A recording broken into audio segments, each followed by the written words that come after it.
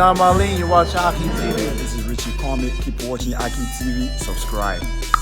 Ali Tweety, free bacon, egg, and cheese after my fight. We here with Akhi TV. You know, we out here. Coach Ali Salam. That's what you get if you don't subscribe, huh? Subscribe, like, you already know, comment.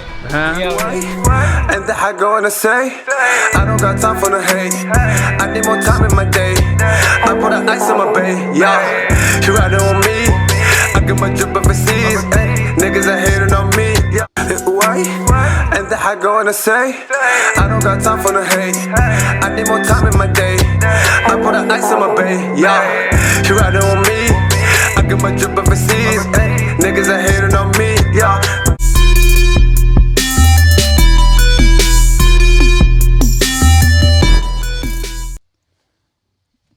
How y'all doing, ladies and gentlemen? Pieces and blessings upon all my Akhis and all my sisters out there. Welcome to Split Decision, episode 31. I'm your host, Akhi, mixed master, engineer, produce, Split Decision, and all of the above. So I appreciate all my Akhis tuning in. I first want to say Ramadan Kareem to all my Akhis. Of course, this is our holy month. You fast not just from eating and smoking and drinking. You also have to fast mentally and physically. What I mean by that, you have to fast with the things you see, with the things you look at, with the things you say. You have to fast all over around. So that's why Ramadan is our holy month. So Ramadan Kareem to all my Akhis all around the world. And I want to give my condolences to Tony Harrison and his family. He lost his father due to the Rona. So may he rest in peace, which is Coach Ali Salam. So my condolences goes out to Tony as y'all see him doing multiple things for the community. So shout out to the champ, Tony. Stay strong. I know you're going to keep grinding. That's what your father wants you to do. So, my condolences goes out to him and all of the people, including Yard, whoever lost a family member due to the coronavirus.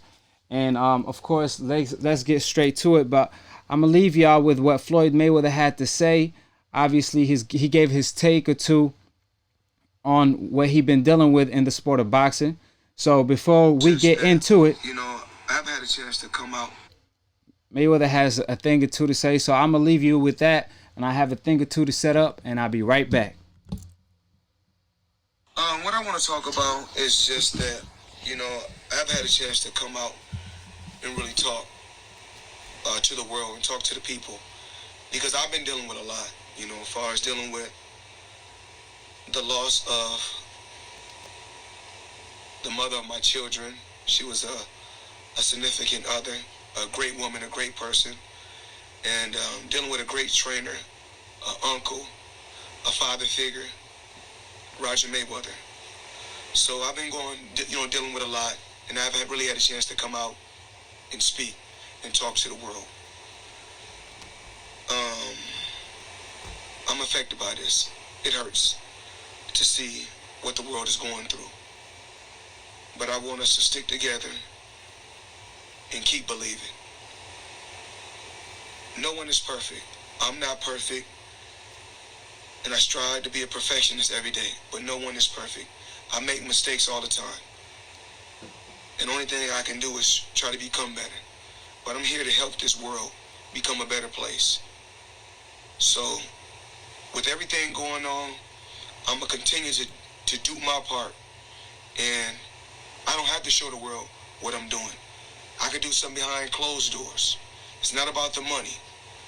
And the money that I will be giving up will be to feed the people and help the people that don't have a lot as of right now in this situation. I will continue to give back, and I will never talk about it. As long as God knows that I'm doing a good deed, that's what's important to me. To everyone in the world, from Floyd Mayweather and the Money Team, we love you all, and we will always be there for this country as well as this world. Well said by the champion, the undefeated Floyd Money Mayweather. And let's get her rolling. Ladies and gentlemen, let's get ready to rumble!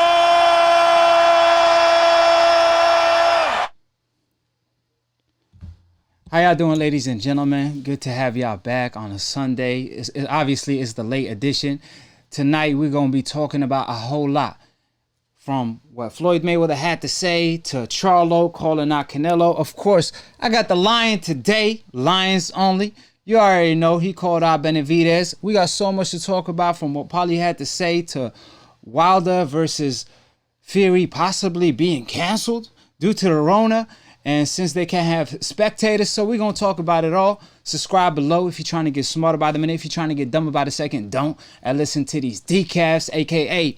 dumb casual ass fans / old media that you don't know shit about boxing. They don't know shit about boxing. So with that being stated, let's first talk about what Floyd Mayweather had to say, because I felt like this is important. And I want to touch on it, which is giving back to the community. You know, a lot of people bash Floyd Mayweather, claiming that Mayweather is not for his people. You know, Mayweather don't do this, Mayweather don't do that. But at the end of the day, it's between him and God. I'm the type of person that I feel like Mayweather is not undefeated for no reason. If he's such a bad God, if he's such a bad guy, Allah will have had taught him a lesson or two. However, he's undefeated for a reason. Every fight, at the end of every fight, the first thing he does is thank God and giving him the victory or whatever, right? So when people bash Mayweather, talking about he don't do this, he don't do that, he's not about his people and all that, I understand where you're coming from, but you have to realize this is nothing new. Floyd Mayweather been giving back from day one. I remember him. Since he was Pretty Boy Floyd, he been giving back with his own hand. Just like Errol Spence, just like Charlo's do, just like Manny Pacquiao does. Some give more than others, but at the end of the day, it's up to them and God. Like, why you judging? What are you giving to the community is my question. Because Mayweather been giving from day one. And like he said, this is actually part of my religion, Islam.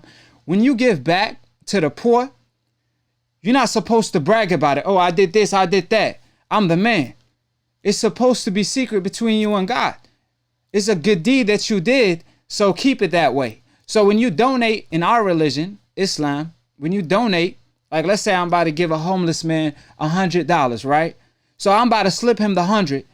You're supposed to give him the 100, wrap it around your hand and just give it to him without nobody seeing. The reason behind that, so people won't say, oh man, look at this guy, he gave $100 away to this homeless person. It's between you and God. So you shouldn't want credit from others, is what I'm saying. So when people say, oh, Floyd Mayweather never give back, we never see him give back, trust me, he gives back. And I've seen it on more than one occasion, but they rather report the bad. Every time Mayweather does something bad or pronounce something wrong, it's automatically viral. But if he does something good, they never talk about it. But like he said, it's between him and Allah. So regardless of what people say or do, none of that matter. Because he's undefeated for a reason. Like I said, Allah don't make mistake. He only made a couple things perfect. Floyd Mayweather undefeated record. Akhi on split decision, knocking all y'all decafs out and nobody could do nothing about it. Y'all stay talking in the comment section. But y'all can't pull up. Y'all don't have the cojones to pull up. But we're going to talk about it. Shout out to all my Akhis in the chat. Real rap. OG Swag. Jules of Life. Appreciate everybody. You know we finna cook them tonight. You know we about to rap on the mic.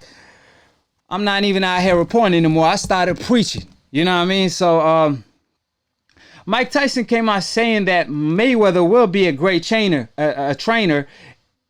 It's his life. It's in his DNA. So Mike Tyson co-signed that. And I agree with that 100% because there's a difference between a fan watching the fight and a boxer watching the fight. Mayweather has a boxer eye. Forget that. Scratch it. He has the GOAT eyes. Like he really could see things that we don't see. I could see things that the decafs don't see. But Mayweather sees things that Akhi don't see. So of course he's going to be a great trainer because he's going to deliver the message. And obviously you have to work with your fighter attributes. So what I mean by that, if a fighter don't have reflexes, you're going to definitely tell him to put his hands up. But if a fighter's like Prince Nassim Hamed awkward, you're going to let him be awkward because that's what makes him special. because you can't prepare for him. You get what I'm saying? So at the end of the day, I told y'all, if Mayweather focused on being a trainer, he definitely will be one of the best trainers of all time. But it have to be somebody worth his while. For example, Deontay Wilder. For example, Gervonta Tank Davis. However, Gervonta already got a great team. Deontay Wilder already has a great team. But it doesn't hurt to add another main member to the team. Deontay Wilder is Adam Foreman, which we're going to touch on it later on. And Gervonta always, takes tips from Floyd. But my point is, whoever is going to be Mayweather's student is a lucky cat. So, I got another great news. Obviously, let me hit the bell for my keys one time. Boxing might come back in June. Not 100%, but Bob Arum talked to ESPN and he let them know that he's working on 3 fights to host on June. So we'll see. He obviously talked about Fury and Wilder possibly being postponed yet again, and they could have tune-up fights. So we're going to talk about it. But at the end of the day, we can't wait for a fight. Like, we've been slobbering for a big fight. It'd be wise for a network to have a big fight as their first card back. Because the fights and the cards that Bob Arum talked about weren't major cards. Like, they're not big names. For example, a Crawford, Lopez, or Lomachenko. Nah, it ain't none of them guys. It's like some, contenders, prospect, and stuff like that. However, it'd be wise for them to actually throw a big event, or it's just a name, because at the end of the day, the boxing fans been looking to talk about something, man. You know what I mean? Everybody beefing on Twitter and social media, so people been anticipating fights. So it'd be wise for a network to have a big fight. Now, for the people that want to watch any striking, obviously the UFC, I believe next week or the week after. It's May something. I'm not sure. But Tony fighting somebody as a replacement opponent for Khabib. So that's a card y'all could look into. But like I said, it'd be wise for a network to actually host an event that's big, because it's going to attract a lot of attention. So let's move on to the first round. And that's Manny Pacquiao versus Crawford in negotiation, says Bob Arum. Now, I'm the type of guy, I like to be realistic. I don't want to bullshit my Akhis. Excuse my language. It's the holy month Ramadan, so I shouldn't be over here cursing anyways. But at the end of the day, or at least the night, Bob Arum is just doing what a promoter does. He's just talking. Because it don't make sense to me. And I'm going to tell y'all why. Because it's multiple reasons. I mean, this went from Pacquiao don't want the fight, when Pacquiao was actually with Bob Arum, right? It went from that. And Freddie Roach coming out stating that Terrence Crawford is the closest thing to Floyd. He's like Mayweather with power. So that right there already told us, oh man, here we go. And then Terrence Crawford, the next day, after praising Crawford, started talking about, oh, listen though. Yeah, he like Mayweather and all that, but he can't sell. Black fighters don't sell. Remember all that big ass controversy over that? Even though the biggest star at the time was Mayweather. So obviously they were looking for a way out. Then it went to Pacquiao asking for too much money. So if he's asking for a lot of money, give it to him. Because he about to fight Crawford. That guy's a beast. I would want a lot of money too, right? But Bob Arum was basically stating, listen, the fight is not going to be that big for Pacquiao to request that much money. But how do you know? And on top of that, if you do know, at the end of the day, or at least the night, is going to promote your fighter, Crawford. And in the future, he's going to be like a Mayweather, right? That should have been his plan. You know what I mean? He should have had been looking at a big picture. But obviously, he ruined it. And then there was rumors that Bob Arum did this or did that with the Jeff Horn situation, to have Jeff Horn rob Pacquiao over there in Germany or whatever. So Pacquiao will have to re-sign with him for an additional fight with Jeff Horn, because the way Top Rank contract work, if you fight for a title, you automatically, I believe, get your contract extended. So that was Bob Arum plan. However, Pacquiao was like, hell no, I got to go. Something wrong over here. And then it went to, Bob Arum claiming, I don't want to make the fight because Terrence Crawford will hurt Pacquiao. And then Pacquiao beat Boner and Keith Thurman. Obviously, Crawford is cut from a different cloth, but my point is, he beat decent names. One of the biggest names in the welterweight divisions, one time. He made him look like a one-time, literally, the way he beat him, right? So, now Bob Arum's claiming that they in a very serious negotiations and they about to clash again. So I don't know, something is fishy going on. I know it ain't Pacquiao versus Crawford. I know they ain't about to fight. I don't believe that. I gotta see it to believe it. For you to make me a believer, I have to see it. But as far as claiming that the fight is about to happen, absolutely not. So I believe that Pacquiao may be negotiating, for example, with an Errol Spence or with a Keith Thurman at this point, maybe a Keith Thurman rematch, and claiming, hey, I'm in the serious negotiations with Crawford, right? So you get leverage because now Errol Spence is going to be like, oh, hell no, I ain't let him finna play me like a fool, go fight Crawford and make him the star. So he probably doing it for leverage. Even Keith Thurman came out claiming he will sign the contract if Crawford Bud send him, if he send him one. Like I said, something fishy going on. Sound like they playing leverage moves. That's what fighters do. Pacquiao obviously left Bob Arum, signed with Conor McGregor Promotion, I think. He's with Al Heyman now as well. He might go to the Zone, so he has so many options. So I doubt he will go to the pass and try to fight the dangerous Terrence Crawford. I feel like he's just doing that for leverage. So, what's y'all thoughts? Call in. Like I said, you know, we gonna cook today though.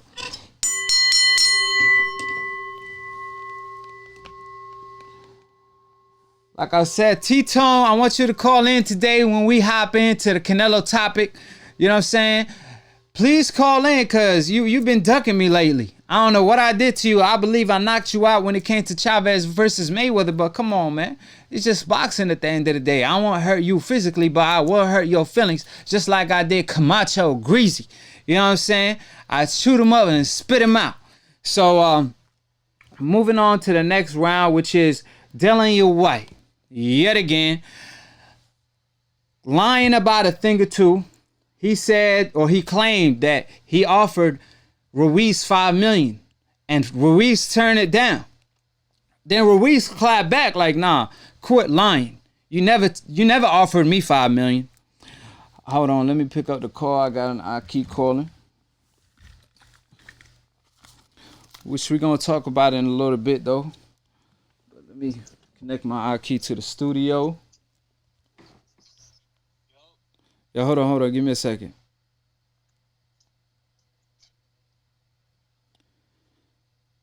Who this Akhi and where you calling from? It's Don. I'm from Brooklyn. Don, Brooklyn. If you could make it there, you can make it anywhere. Talk to me. It's like two topics I want to talk about. The Lomachenko one, and then you got the Keith Thurman one. Let's start with the Keith Thurman. All right, Keith Thurman. I think he still got some leverage over some fighters because he only lost to one person. That's Pacquiao. I'll give you that. But I think he's still a dangerous fighter.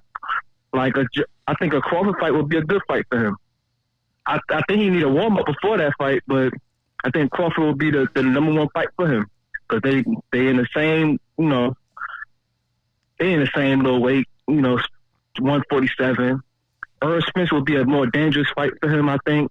Because, Earl Spence, he more of a, he don't care. He come through you. He come right forward. And Keith Thurman don't want that no more. I don't think he want that because he seen Pacquiao wasn't, flinching.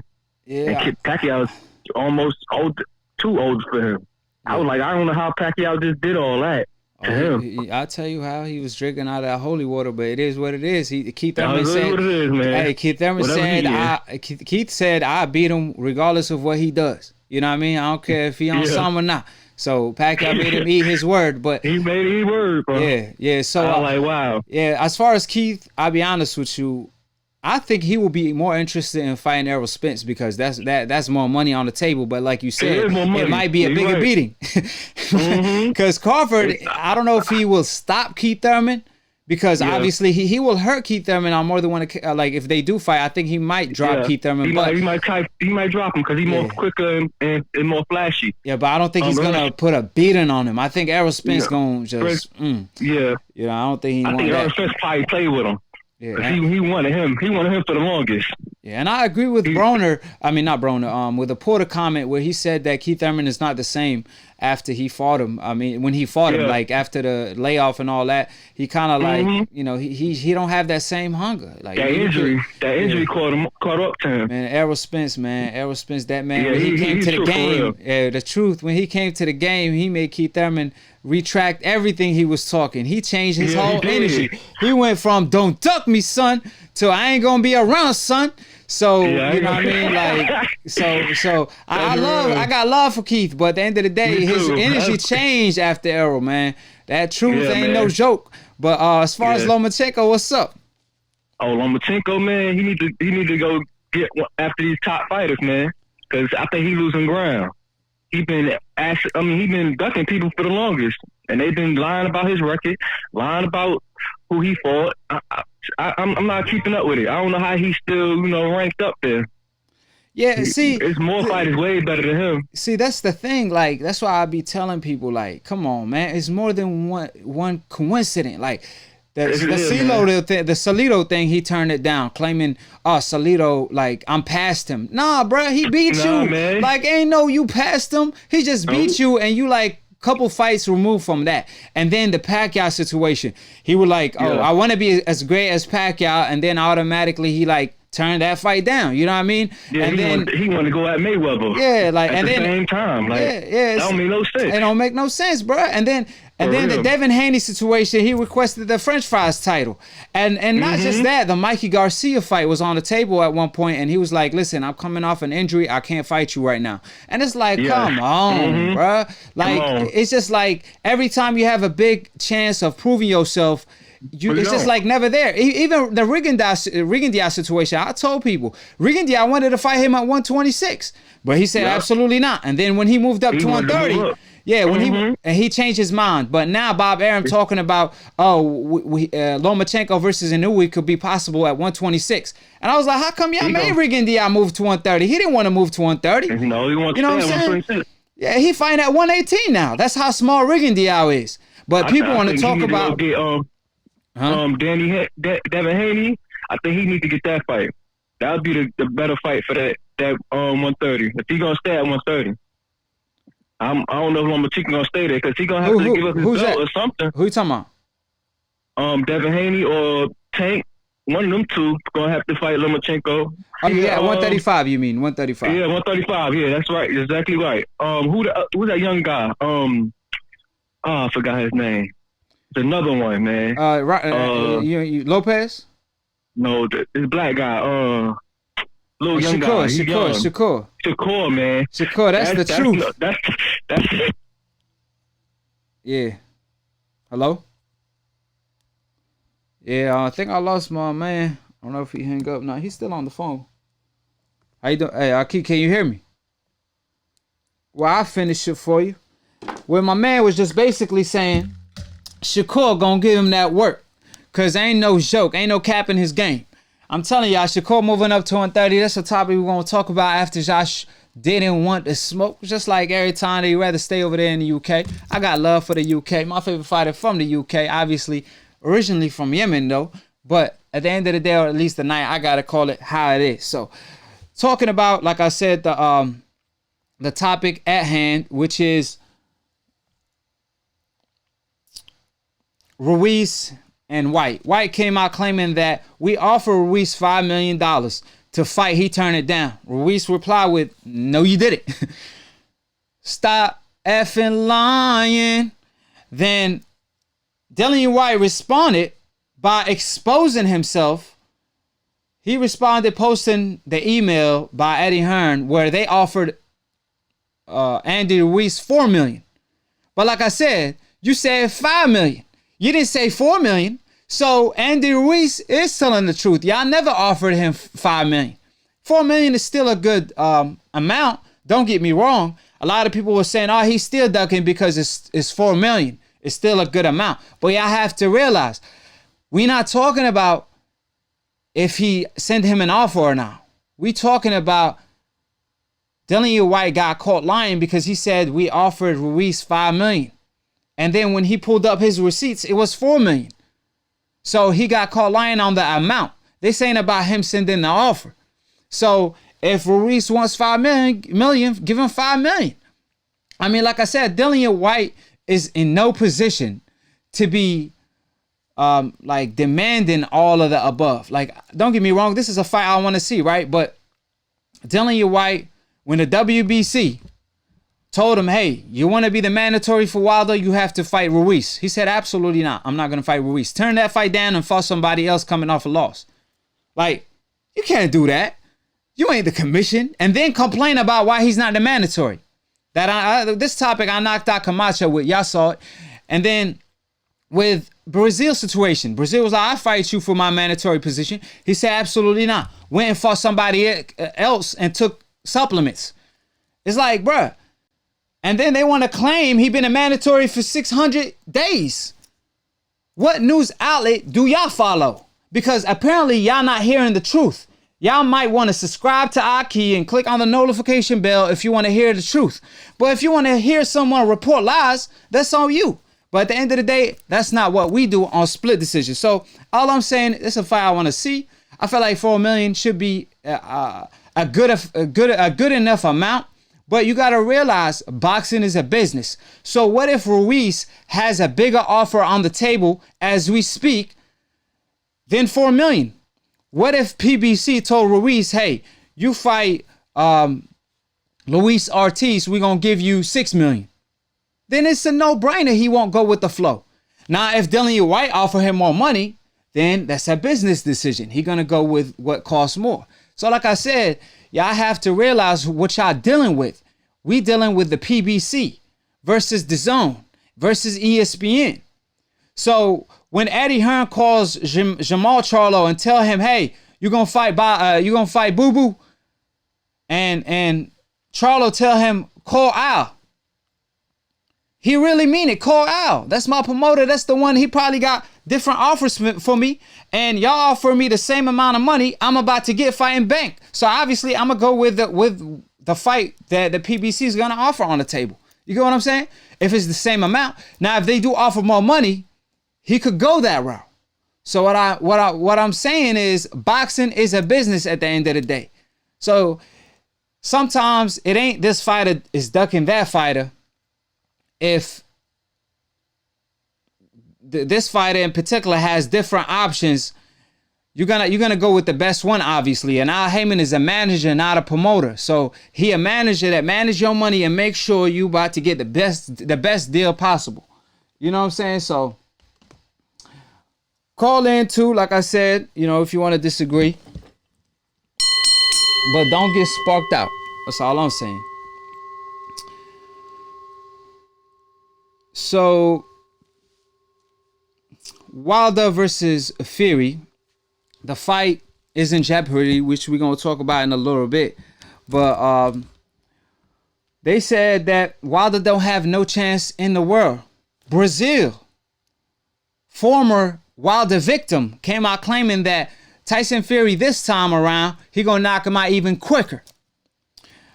Paulie Malignaggi, he basically stated, look, man, Deontay Wilder has no chance in hell to beat Tyson Fury. And old media in general.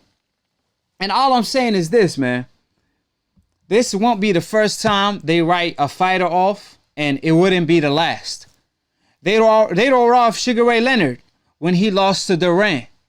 He came back and had him singing No Mas. They wrote off, I don't even got to go back that far. You could talk about AJ. Hold on, I keep calling. Hello, how you doing, Akhi? Who this is, and where you calling from? Yeah, it's Brooklyn Styles. I'm calling from Atlanta, Georgia. Brooklyn Styles, Atlanta, Georgia. Talk to me. Yeah. I got a question. Do we gotta disagree with you on the topic? Because I had seen a video on your opinion on Lomachenko. Kind of wanted to talk about that. I don't know. Yeah, we could switch the topic. I was talking about Deontay Wilder versus Fury. First of all, give me your thoughts on that before we jump to that. So as far as that, in the trilogy fight, you think Wilder has no chance in the world to beat Fury? Well, here's the thing. Looking at the first fight with Deontay Wilder and Tyson Fury, I didn't think, I take that back. I thought that Deontay Wilder was going to knock out Tyson Fury in the first fight. I thought it was going to be maybe like a 4-2 knockout. But when I had seen the fight, and I seen the fight with the way the fight was playing, I was like, ooh, this might have been Deontay Wilder's roadblock. And so he got a split decision. I think it was a draw for that fight. The second fight, he got destroyed. So I think they might be a third fight. It might be a third fight if Fury doesn't try to maneuver himself out of that third fight. But do I think Deontay Wilder has a chance to win? Yes, if he does change his style. He has to at least, I know he has a right hand from hell, and we can't take that away from him. But if he doesn't at least make some type of adjustment or learn how to box, or not even learn, he doesn't even have to be a superior boxer. He just has to learn some type of boxing fundamental, at least a feint, the way to set up the right hand, a jab or something. But, Deontay Wilder really fights on pure knockout. You know what I'm saying? On that right hand. He's been relying on that right hand for a while now. So this second fight proves that he needs to make an adjustment if he is to be an elite heavyweight. Yeah. Mm-hmm. Yeah, I pretty much think that there's adjustments to make. Obviously, he was not prepared for Tyson Fury coming forward, even though Tyson Fury was telling him, I'm going to come forward.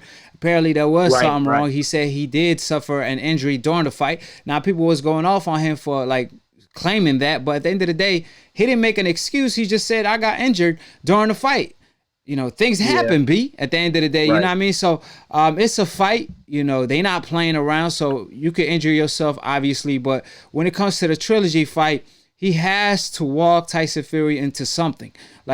And he cannot rely on the right hand all day. He have to set it up and he have to use the left hook. He has a good hook. He just need to use it and control the range, because I don't believe he could fight. He gonna knock out Tyson Fury in the inside. Tyson, if he gonna knock him out, it's gonna need to be mid range or long range, because you got to keep in mind, in the inside, Tyson Fury gonna put his weight on him. He's gonna be pushing, and Wilder won't create leverage if you have a 273 pounds pushing on you. You know what I mean? But if you actually try to set him up and use that as his disadvantage, try to walk him into a punch. Now, 273 body walking into a right hand, he might not get up from that. You know what I mean? So, like I said, he has to work on his technique is the main thing. But so go ahead, talk about the Lomachenko thing.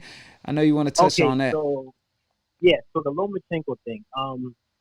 Here's the thing with Lomachenko. The only reason why he has a sole loss on his record, because I really think that he should be undefeated. I think his record should be 15-1, and I'll elaborate like this. So 50-1? What?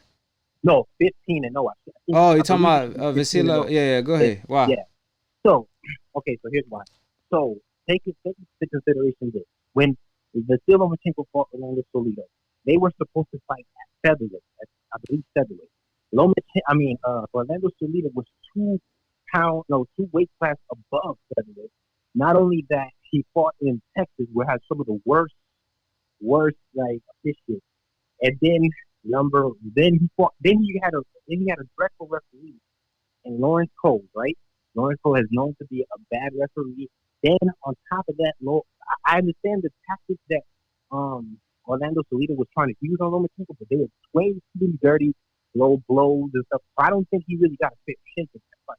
I think if Lomachenko, because you got to think about it like this: you fighting a man that's 2 weight classes above you. How are you supposed to do that? How was he 2 weight classes above him though? So you mean 2 pounds? 2 pounds above him? Yeah, it might be 2 pounds. Because you gotta hold on, Akhi, you gotta realize this. First of all, Lomachenko was fighting at 132 in the amateurs, so he actually had to move down when he became a pro. He was already fighting at 132, so he was fighting at a bigger weight. So you can't use that as like, oh, he was fighting a bigger guy. He was the big guy too. But you have to realize it's one thing if Salido came in to the weigh-in because he was BSing around and tried to have an advantage. He was having a problem making weight. And it was pretty evident because he gassed out toward the end of the fight. Salido is not the type of fighter that gasses out toward the end of the fight. He gassed out because he struggled to make the weight. So them 2 pounds actually hurt him, not hurt him. And just to inform you, he actually moved up to 130 right after that because he was struggling to make the weight. And another thing that you have to remember, that Salido did all that disrespecting to Lomachenko because they disrespected him. They gave him a guy that was 1-0. It's unheard of. Salido felt disrespected. He was like, I'm going to kick this guy in the nut to let him know what's up. He welcomed him to the pro game. You know what I'm saying? Because these are the type of things that he's not used to. You have to realize that, you got to keep the same energy with all fighters. I didn't hear you talk about with the Wilder versus Fury, that how dirty Fury was because he was hitting Deontay Wilder almost with every right hand behind his back. He was pushing him down. He was doing this. Even the knockdown by Fury, when he dropped him to the body with the hook, he actually tripped him with his right foot.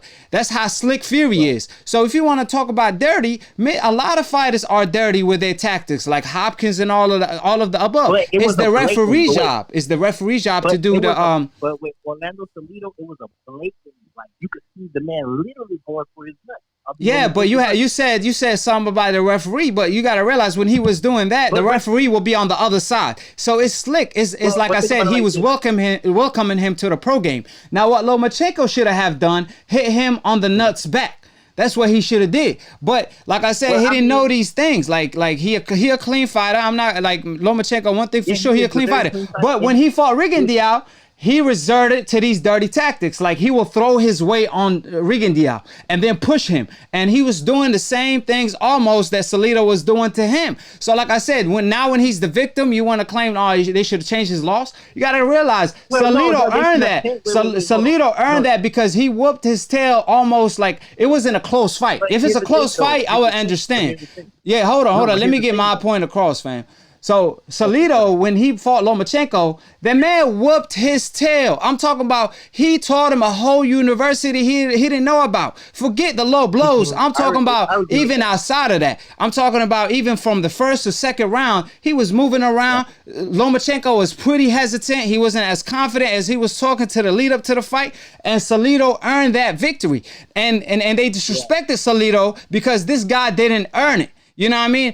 So you want to get that lost the race? Come on, man. Like I said, you ain't keeping the same energy with all fighters. You ain't say Fury's dirty. They should erase Deontay Wilder loss. I ain't hear you say that. Let me say this. Let me just say this. The reason why he earned, you got to think about it. Lomachenko is a decorated amateur with 2 gold medals.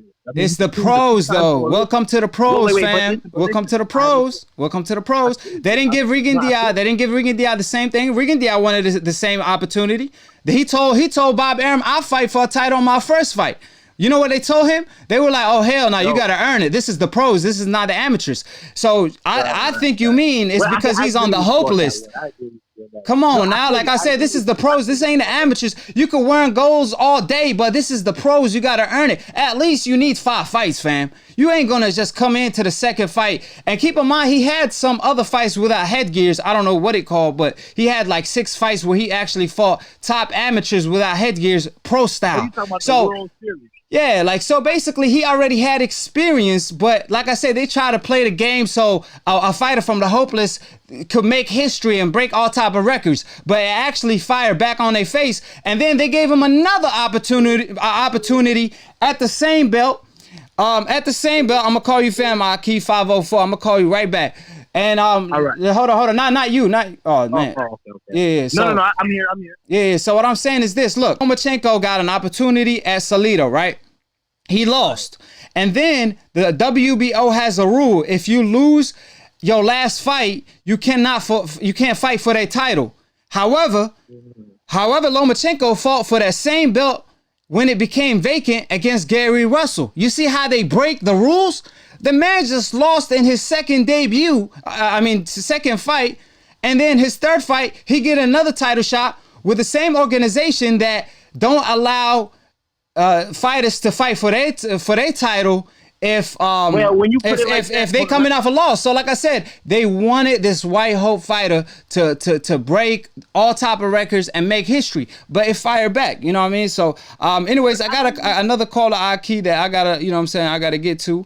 Appreciate talking. Great talking to you though. Yeah, for sure. When you gonna be back on, because I want to debate you on that. Thank you. Yeah, every Sunday, fam. Every Sunday. Call in every Sunday, all right? All right, brother. God bless. All right. God bless. So like I said, you know, Salido earned it. You know, if you know better, do better. If, like I said, at the end of the day, he should have, Lomachenko, he could have rematched him. He could have got a better referee. It was on the table. But he turned it down. How you doing, Akhi? Who this is? Where you calling from? And it's Slim. I'm calling from New Orleans, big brother.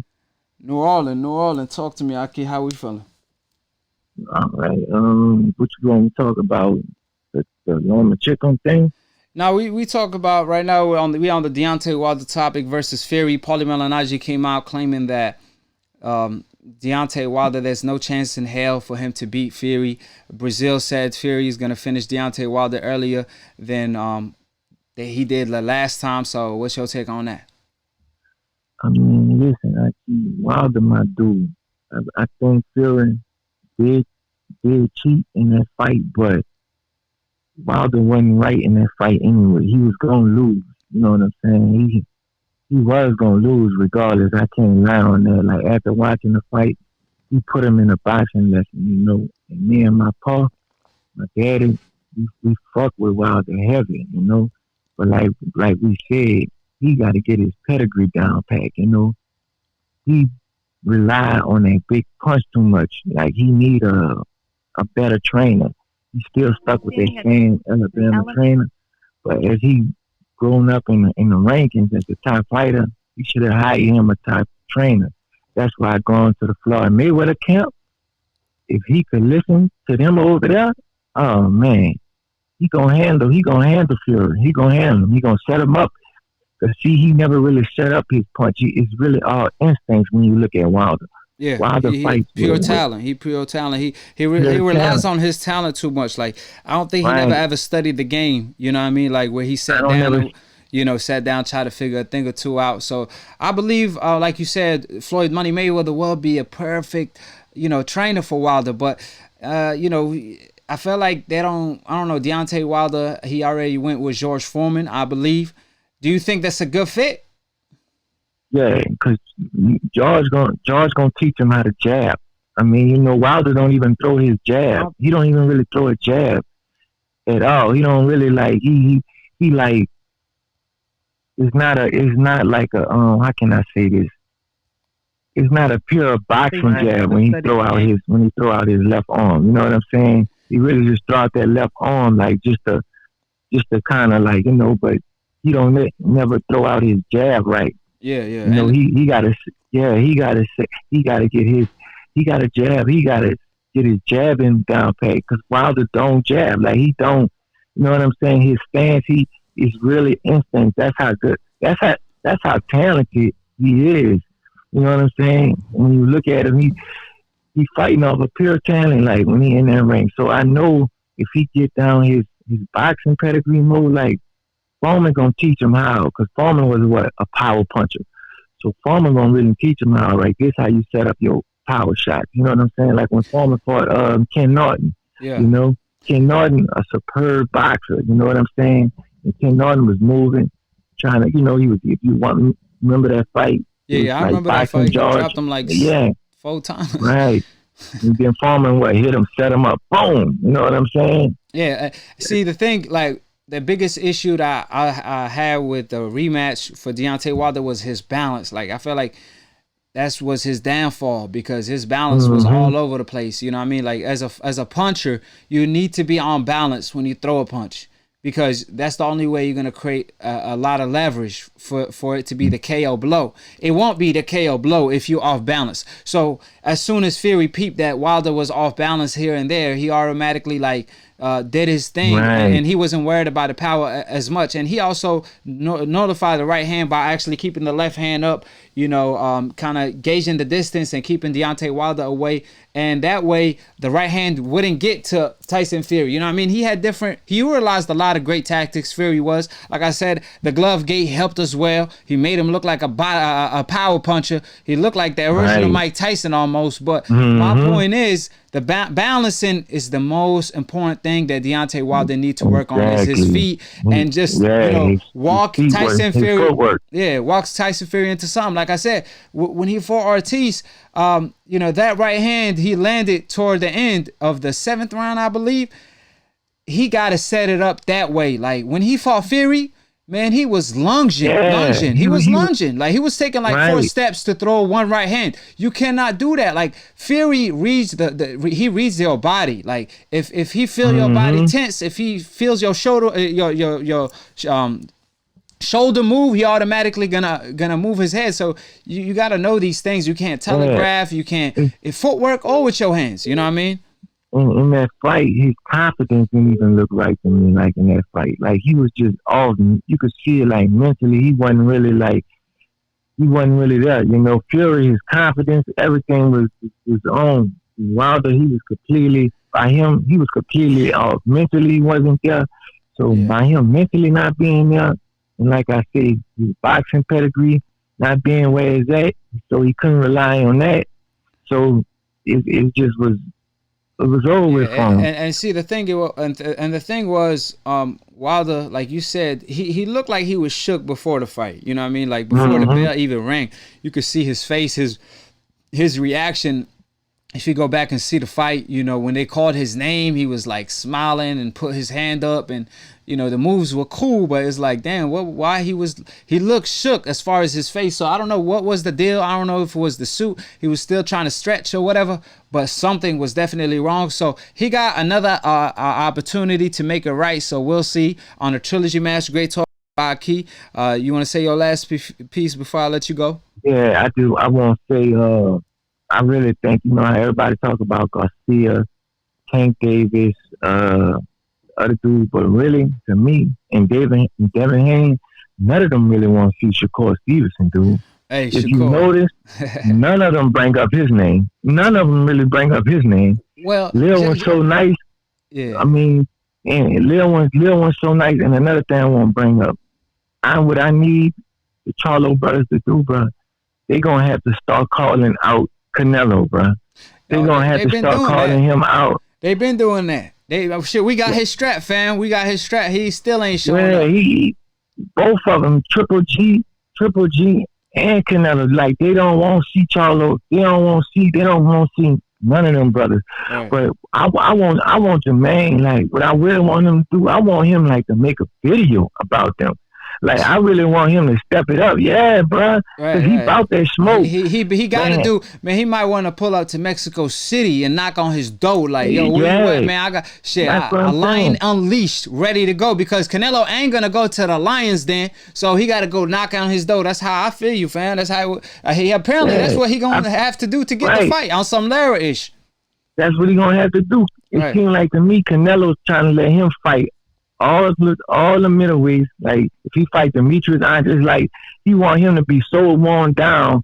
So all right, then he gonna fall. But that's what I think Charlo gonna have to do. He gonna have to just keep on winning, and after he really clear everybody, Canelo gonna have to fight him, bro. It's just, you know what it remind me of? What's that? I'm about to go after this. It remind me of, remember when Floyd was coming up and he had to leave Bob Arum? Nobody wanted to give him that fight against De La Hoya. Yeah. De La Hoya was the little golden boy all this.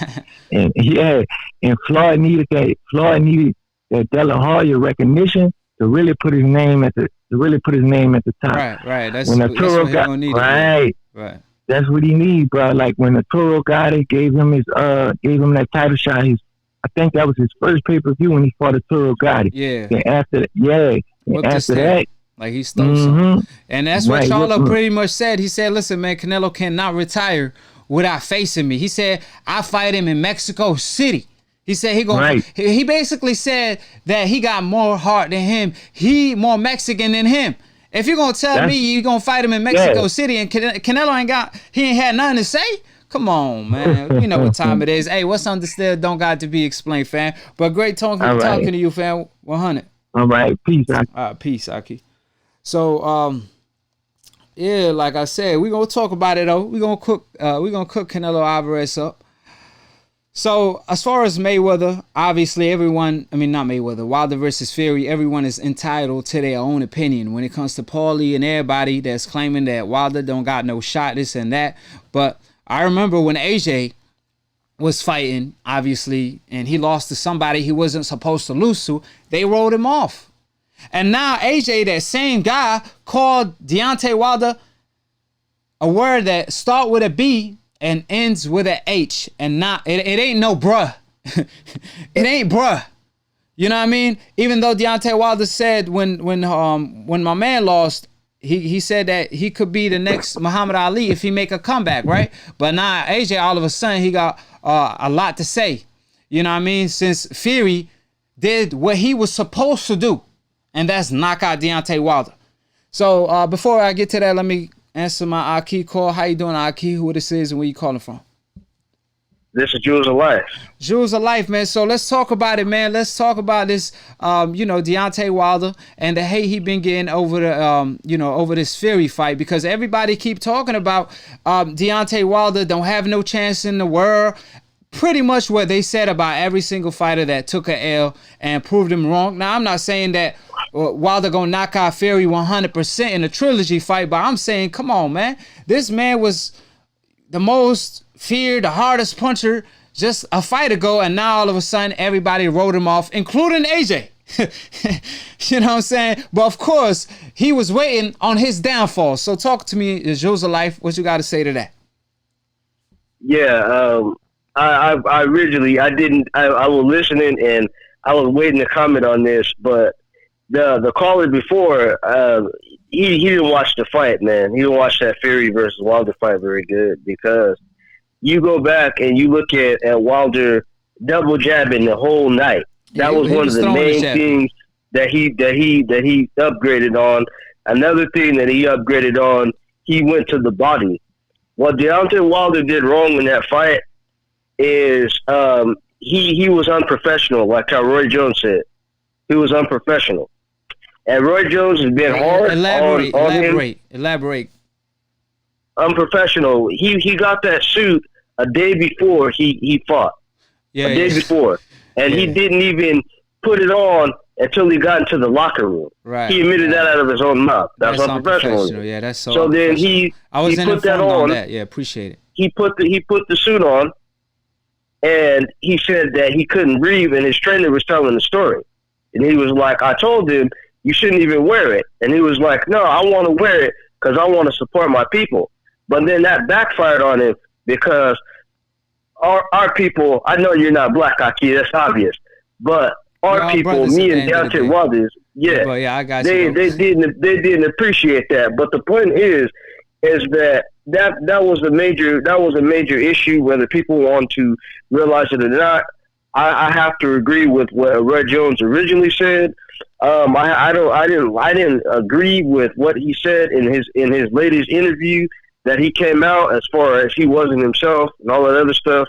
I think that even though Deontay Wilder has confidence, I think his confidence is hit. But as far as the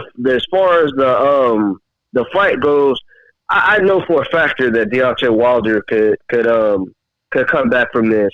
History repeats itself. You got to remember, what was it when he fought Mike Tyson fought Buster Douglas in the mid 90s. I want to say it was like 95, 96ish. I was a small kid when I seen that fight. But the point is that Mike Tyson lost to Buster Douglas, and people said, "Oh well, yeah, he's not gonna lose, and he's gonna dominate him," and this, and then he lost to Buster Douglas, and then everybody after that was just trying to have a field day on Tyson. So I see the same thing that happened to Mike Tyson happening to Deontay Wilder. And as far as what the caller said before that about Floyd Mayweather, I don't want to see Floyd Mayweather training on Deontay Wilder. Floyd Mayweather sat there and spent his entire career Deontay Wilder's entire career hating on Deontay Wilder. Floyd Mayweather Sr. hating on Deontay Wilder, saying that he's not strong, he can't knock out nobody. And that's the same night that he fought. He talking about Deontay. You talking about Floyd Mayweather Sr. or Junior? Senior. Oh yeah, senior and junior both hated on him. Regardless, I've heard a lot of stuff. And on that same week, not only did Floyd Mayweather Sr. pull that stuff, Floyd Mayweather Jr. said, "I'm coming back from boxing." If you go back to that week that he fought Ruiz Ortiz, and you go look at the tabloids and stuff like that, everything that was coming out on YouTube, I've watched a couple of videos where he said, "Oh, I'm going to come back. I'm going to prove and see how much tickets you can really sell if I came back." And he's just basically pulling a publicity stunt to get attention. You know how Floyd is. Yeah, but the point is that I don't know, man. People they're tripping. What I'm looking at is it like this, man. If Deontay Wilder can learn how to throw combination punches because he got the power, but the problem with him is he don't know how to use the power in combination. Like he always tries to set up the right hand all of the time. And when you're in the boxing and you're in the sport of boxing, you gotta be polished, man. You gotta upgrade. You gotta advance. And the thing about him is he was too lenient on his talent. It kind of reminds me of like how Roy Jones was when he was boxing. When he was in his prime, he was fast, and he even said it out of his own mouth. I've been watching Roy Jones all today because he's just been popping up. But the point is, as he said, my speed is my best attribute. He said, if you can't hit me, and I can hit you, and he said, if you try to hit me, and then by the time you even move, I'm way across the way, and you can't even find me, you got to go get somebody to find me, then you're not going to win. So that was his whole thing. And then when he ran into a person like Antonio Tarver, a person that didn't care about how fast he is, how strong his knockout, all of that, he didn't care about none of that. He just walked up on him, and he just gave it to him. Yeah, but the point is... So, hold on. Oh, yeah, okay, finish your point, because I got to reply to a lot of things you've been saying, but go ahead. No, go ahead, man. I'm not trying to... I'm just trying to... So I first want to touch on what you said about Floyd Mayweather Sr. Now, Mayweather Sr., I excuse him because obviously he's older. He's not as fast as he used to be, not with his hand speed. What I mean, like thinking wise, of course, he suffers the same thing Roger Mayweather used to suffer. So, so anything that Mayweather Senior say, I take it as a joke. It's funny. Obviously, he's a funny character and is a legendary character in the game. So I like I said, Floyd Mayweather Senior just don't know no better. But Mayweather Junior, as far as him being a trainer, if he have an issue with Deontay Wilder, like if they have history and all that, I'm not informed on this, but if he does, then obviously that's a huge roadblock. And when it comes to the fight with Deontay Wilder, you talking about him throwing combination punching. See, a lot of fighters have certain attributes. Like, for example, Floyd Mayweather was never a combination puncher. Remember when they asked Floyd Mayweather after the Marquez fight, like, what's one thing you could improve on? Because he said, that's not my best performance. I could get better. So they were like, well, how can you get better? You know what I mean? So Mayweather was just like, I need to throw more combination. And Mayweather never was a combination puncher. Now, you look at another guy like Pacquiao, for example, or Roy Jones, that you just touched on, they natural combinations punchers. Like they throw punches like it's like they drinking water, like they just put it together like puzzle, you know what I mean? Just like many more fighters like Sugar Ray Leonard. So every fighter has his attributes, so you have to work with your attributes. So if he try to learn how to throw combination punching all of a sudden, he's not going to be able to put together more than 2 to 3 punches. Ain't no way. It's too late for that. So he gonna have to work with what he's have, and what he really need to work on is his balance. Stay on balance. Don't lunge. Don't make 5 steps when you throw a right hand. You gotta hide the right hand. So like you said, that was a great point. You stated that Deontay Wilder was throwing double jabs during the fight, but he had to adjust. He had to throw a jab to the body. Then after throwing a jab to the body and it landed, fake a jab to the body, then throw a right hand up top. That's one of Floyd Mayweather's signature moves. So I feel like Floyd Mayweather, small things that he used to do, or he, you know, like if Deontay Wilder could actually utilize that and remember that during the fight, like it'd be muscle memory, and have a better defense slightly, he could knock out Tyson Fury with ease. You know why? Because he has that right hand. He has that power, that equalizer. So he don't have to be as good as you to beat you, because all he has to be is perfect for 1 second or 2 seconds. And I don't know if you said this last show, but Deontay Wilder always said this, and I never picked up on it. Well, I did pick up on it, but I never realized that it was going to harm him in this way. He used to say, all I have to be is perfect for 2 seconds. You have to be perfect the whole night. That's the wrong mindset to have, because you want to be perfect the whole night. You have to starve for perfection, because now what if you are on the receiving end of that punishment? You get what I'm saying? So I feel like Deontay Wilder took a lot of his talent for granted because he fell in love with his right hand. He in the same shoe that Prince Nassim Hamed was in, because Prince Nassim Hamed fell in love with his power. He stopped training like he used to be, and then it catched up on him because he started relying on his power till it caught on to him. Same thing for Deontay Wilder. And the last thing that I know you know this, Jules of Life, but I want to inform the public more so. Remember, Roy Jones, you talked about the Tarver fight. You have to realize that Roy Jones was no longer the same Roy Jones, because he moved up to heavyweight, then moved down. So he gained a lot of weight, then lost it when he was already kind of over the hill, like he was older, and you know he didn't have the same reflexes and all that. So when he did that put the icing on the cake. And Tarver was actually a former sparring partner. So like Roy said, he kind of used to getting that ass whooping almost. So when he fought him, he was used to the speed, he used to the power. And since Roy wasn't the best anymore, as far as he wasn't his best self anymore, Tarver had the edge. But I just wanted to say that, Jules of Life, yeah, it's your go ahead, lay your take. I feel that. I feel what you're saying. I actually watch a lot of both of it. Antonio Tarver, people that don't give him credit for who he was as a fighter. A lot of people they basically gave him put him up as a black sheep is what I'm trying to say. Funny that you said that, because Ali had that same problem. That's what I was thinking about when you said that, because Ali he fell in love with his physical attributes and him being the fastest heavyweight of all time. And his reflexes. Yeah.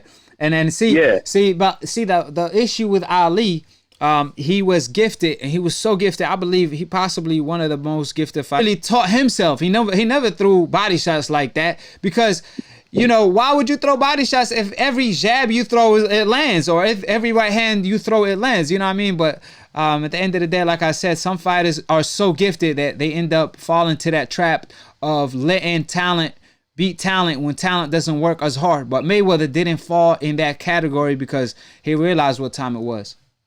Yeah, but this is one of the last things I have to say.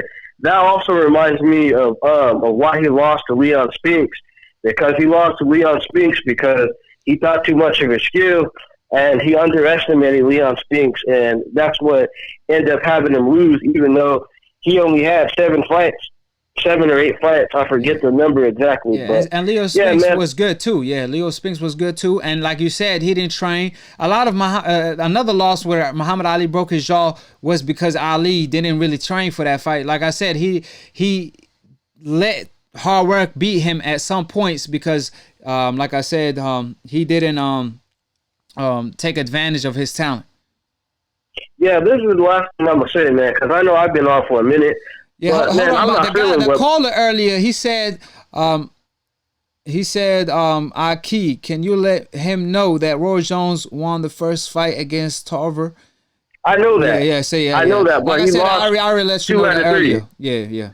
Yeah, but anyways, this is the last thing I'm gonna say, because I'm not gonna hold up the line. I want to hear the UK guy, because he was talking stuff about Glovegate in the comment section. Oh, if you go in the comment section, there is a person. Hey, the decaf, call in. Hey, you know I got love for the UK, but I'm knocking out all type of decaf. So call in. We want all the smoke. So tell them, enjoy the life for me. Tell them on the chat to call in. All right, peace. All right. All right, 100. Call in. I'm gonna call you back 504. Let me just go ahead and get some of the things off the table. You know what I'm saying? Because like I said, I'm kind of behind on certain topics. So like I said, we'll see what Foreman does and what can he improve Deontay Wilder with when it comes to the Trilogy fight. He's supposed to be the additional member on the team. I'm going to call you back too, Camacho. But first of all, let me get a couple topics out the way before I do so. Haney is the WBC champion. They reinstated him as the champion after all that backlash. So let's see Luke Campbell face him now, right? The man done asked for all the smoke for the longest. Let's see Luke Campbell see him. Devin Haney could be facing Luke Campbell, Fortuna, or Gary Russell. Gary Russell said he want to fight him. He's moving up to 135. Let's see all of them 3 fights if Lomachenko doesn't come to the table. Excuse me, alhamdulillah. So what I'm saying is, I believe Luke Campbell lost his first title fight versus Linares, lost his vacant title shot versus Lomachenko, and then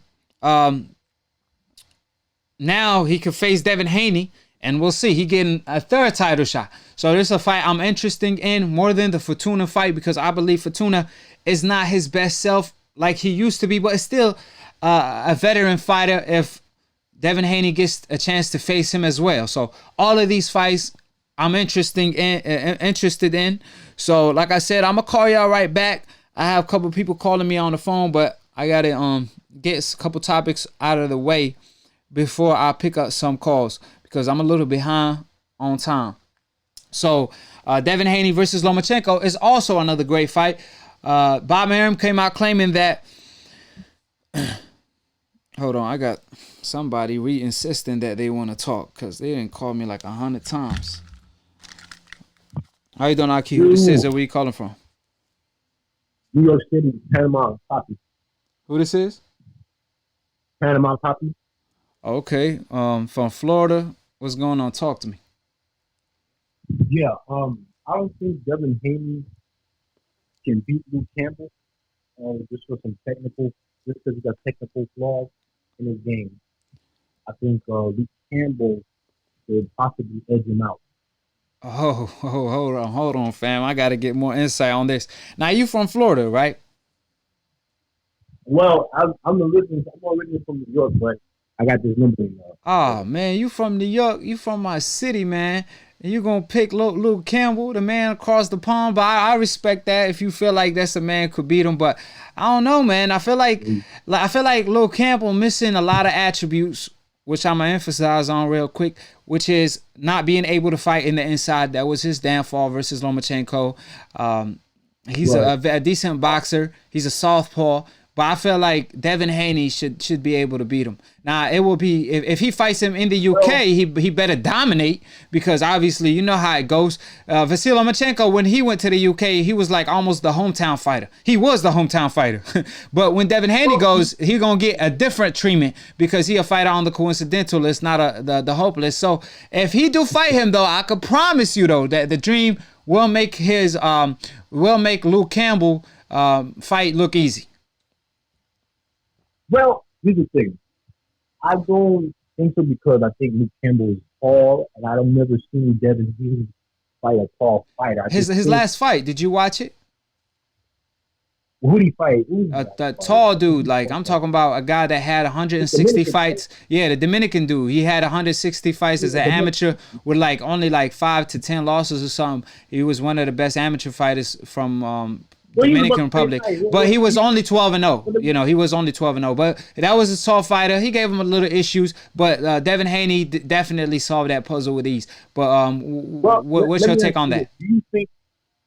Well, what's my take on Devin Haney beating him? No. Just the fact that how he looked against that tall fighter. Oh well, no, he looked good. He looked really good. He looked really good. So due to that, what do you think? What do you think? Like, why you think Luke Campbell gonna beat him? It's just what I'm trying to figure out. Oh, okay. So the reason why I say that is because Luke Campbell gave Lomachenko a little bit of issues in that fight, and I think Lomachenko is a way better boxer than Devin Haney. So my point of saying that is this: Luke Campbell possesses. I see him as a fighter to give the best, to give those up and coming fighters a good scrap for their money. Just because he's tall, he's rangy, and he knows how to move his. He knows how to set. I think he knows how to set up his punches. So I'm not gonna say I think he knows how to set up his punches pretty good. This is why I say Luke Campbell could possibly beat Devin Haney or give him a loss. Yeah, I mean everyone is entitled to their own opinion, but I think, like I said. You might not be high on Devin Haney. Like, what do you think his potential to be in the future? But me, as far as Akhi, I believe, that Devin Haney is the truth. I feel like Shakur is the best talent out of the bunch on the come up, but Devin Haney is definitely one of the best. I think Luke Campbell, my issue with him is that he cannot fight worth a damn in the inside. That's a huge element of your game that Devin Haney will capitalize on. You said Luke Campbell? Yeah. You said Luke Campbell, right? Yeah. Okay, well, yeah. Oh, well, I agree on this. He can't really fight on the inside like that. Yeah, so like I said, if Devin Haney could hold his own in the outside and mid-range, obviously that would be his thing because and then, of course, in the inside, he will completely take over. So I feel like I don't think I want to see the fight more than the Fortuna fight due to that. And Luke Campbell turned down the fight in the past. Wait. Luke Campbell turned down that fight, just to inform you, in the past. Wait, there was an offer for Devin Haney to fight Fortuna? Luke Campbell, in the past. Oh, yeah. Luke Campbell? Oh. He was supposed to fight Devin Haney for the WBC strap. Yeah. But he might take it now after that white boy comment.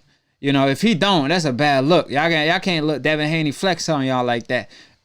Y'all better do something about that. I'm not big on Devin Haney. Like you said. Okay. But here's my. Yeah, you breaking. Oh man. Hello? I don't think so. Yeah, you were breaking. Yeah. Go ahead. Yeah, can you hear me now? Yeah, I can hear you. Okay, so I don't think Lomachenko is ducking Devin Haney. I don't think Devin Haney is ready for. Fight. I hear a lot of buzz around that fight, but I don't think he's ready. I really don't think he's ready. It's just too much flaws in his game. And Lomachenko is a seasoned vet. Let me tell you. Let me inform you a thing or two, because I don't think you know this. All right, I don't think you informed on this. So let me tell you what's going on for real. This is what's happening. Now, see, when you say like Devin Haney, like it's too many flaws on his game. We don't know them yet, or we don't know that yet because we haven't seen that. We haven't seen that yet. So you can't really say there's too many flaws because we haven't seen that. Now, Ryan Garcia, for example, prior to him getting the 2 knockouts on his last fight, but the fights before that, there was one fight where he fought a fighter with like 4 KOs and he got stunned a couple times with jabs and stuff like that. Then he elevated his game when he stepped up. But my point is, we saw flaws. So you could say, there's flaws with Ryan Garcia because we've seen him. We haven't seen those with Devin Haney. Now, Lomachenko, the reason why he ducking him, in my opinion, is because let me get this across. So the reason, because you say you don't think he ducking him, but he gave him his strap. You know what I mean? Like why would you give up your strap if the man is sweet? So what Lomachenko is doing right now, he's calculating Devin Haney. He's trying to see how good he is. He not trying to go into the fight and get surprised. He want to know, is this guy really the truth? So I could avoid his ass for real, or is he a guy that's just talking and hyping himself up? So he trying to figure out how good Devin Haney is. You get what I'm saying? So that's my thing on it, because like I said, he says he want to fight Mayweather and all, but if that's how you feel, if you feel like you that great, then you should fight Devin Haney as a tune-up. But like I said, he gave up his strap. He elected to give up his strap. So that's a bad look on Lomachenko's behalf. Well, I mean, there's no. Well, he gave up the strap for other reasons. You know what I'm saying? He gave it for something big and better. Well, it ain't no bigger, no better, because he grabbed the strap that's not a belt nor a championship, and he's paying more sectioning fees for that strap. I heard you're supposed to pay 10% almost of your purse or something like that. Compared to this strap, you pay 2%. Now, I'm not 100% on that, but one thing for sure, he gave up his strap and his dream to become undisputed. Now, he can't even no longer be undisputed. So, like I said, he gave it up, and it's just a bad look on his behalf. But great talking to you, Akhi. Call again next show, all right? All right, brother. God bless. All right, God bless. Peace. Man, not that. Oh, yeah, okay. Well, let's move on to the next topic. Like I said, I'm going to pick up some calls after this. So,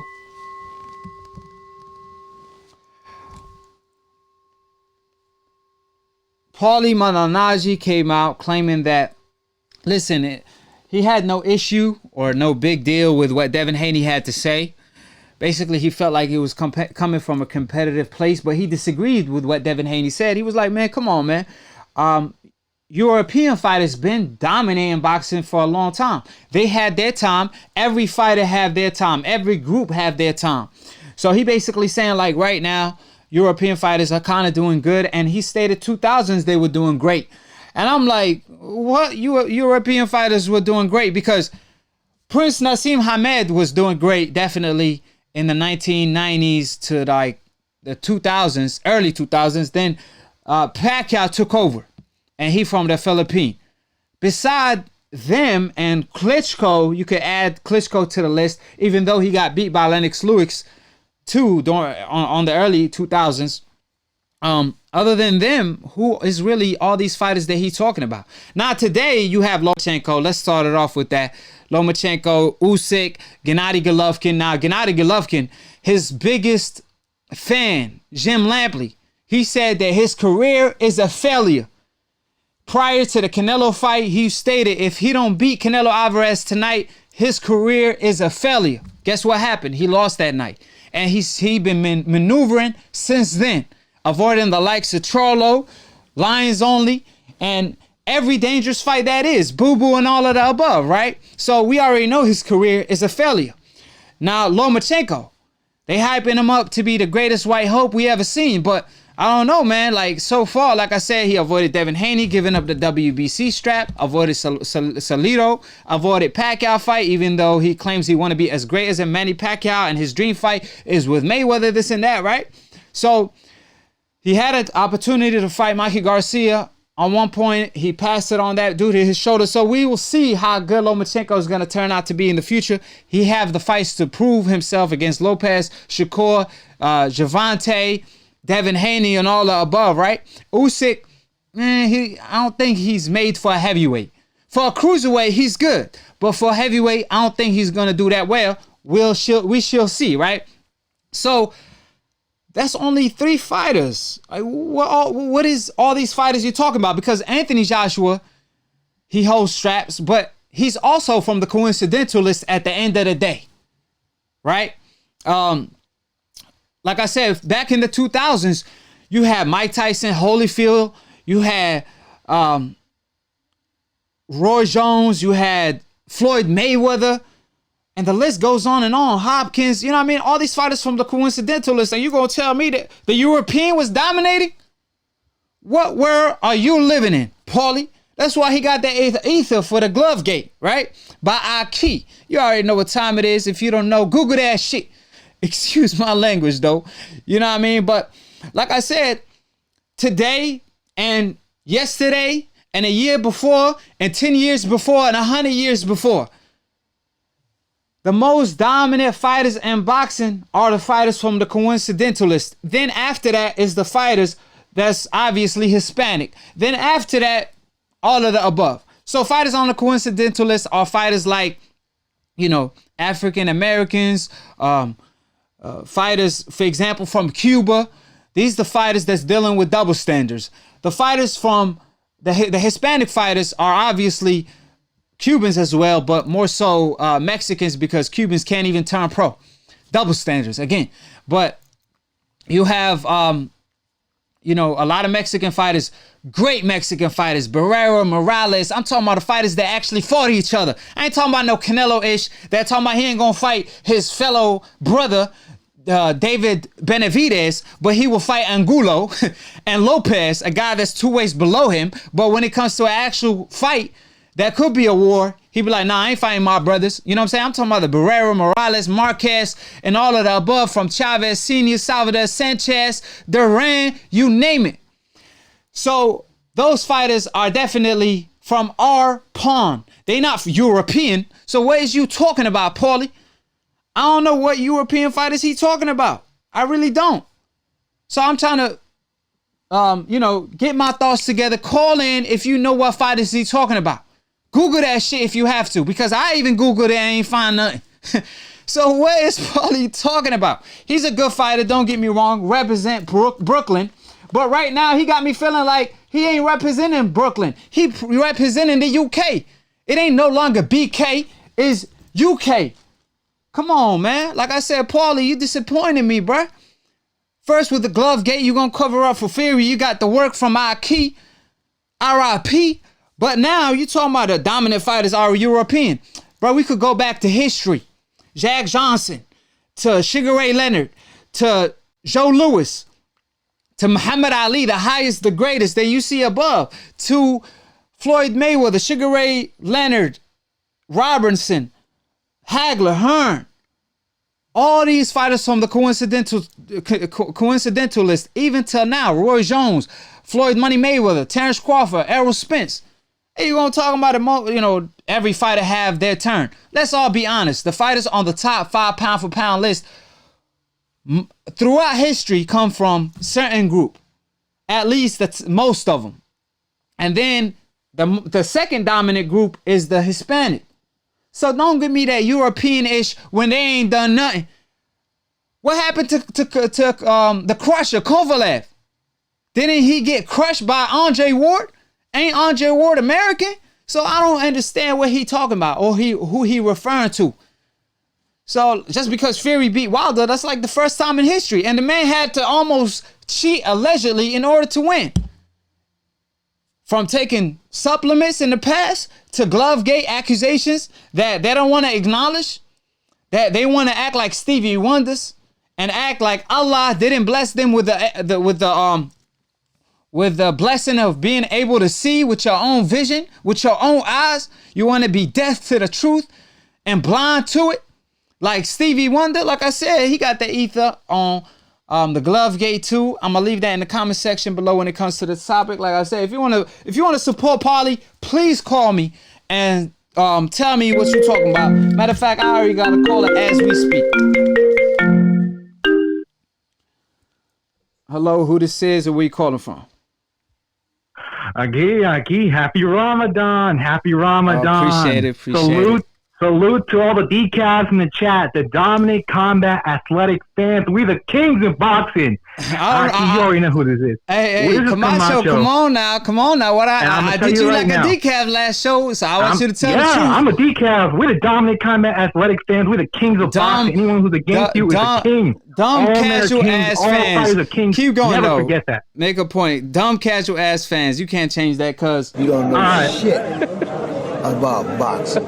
That's all right. Well, I'm gonna tell you this, dog. Yeah, I'm gonna tell you this. Do you agree with Paulie? The holy month of Ramadan. Do you? Yeah, don't do that. Let's not do that. But I'm saying, do you agree with Paulie? Right. Do you agree with Paulie?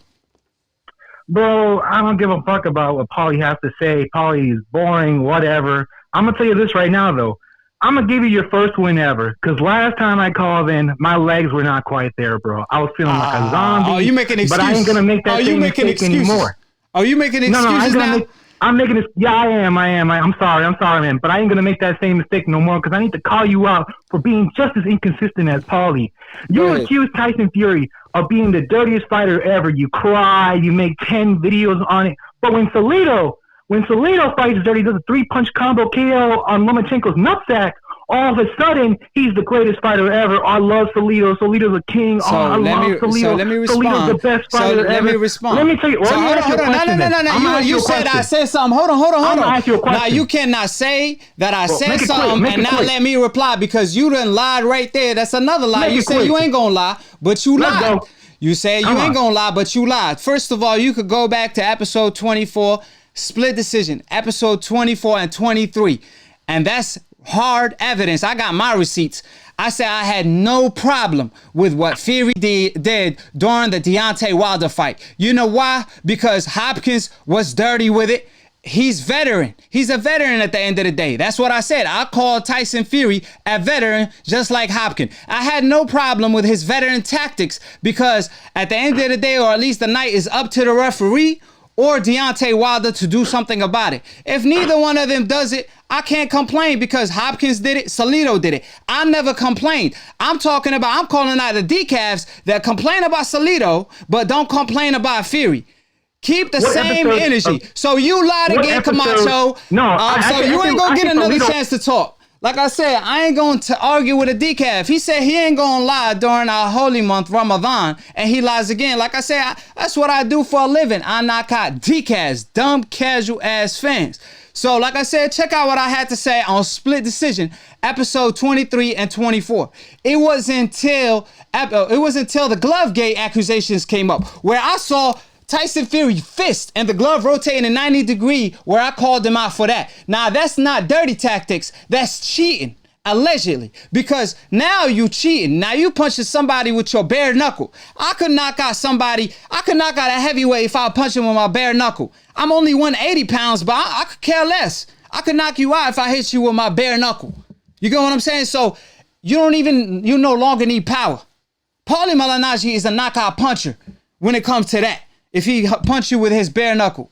You know what I mean? So like I said, don't give me that bullshit because I gave Tyson Fury all the credit in the world. I even called out ESPN why he's not higher on the pound for pound list. But this man, they tried so hard.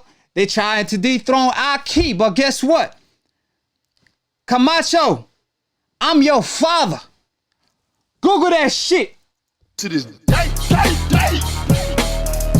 To this day.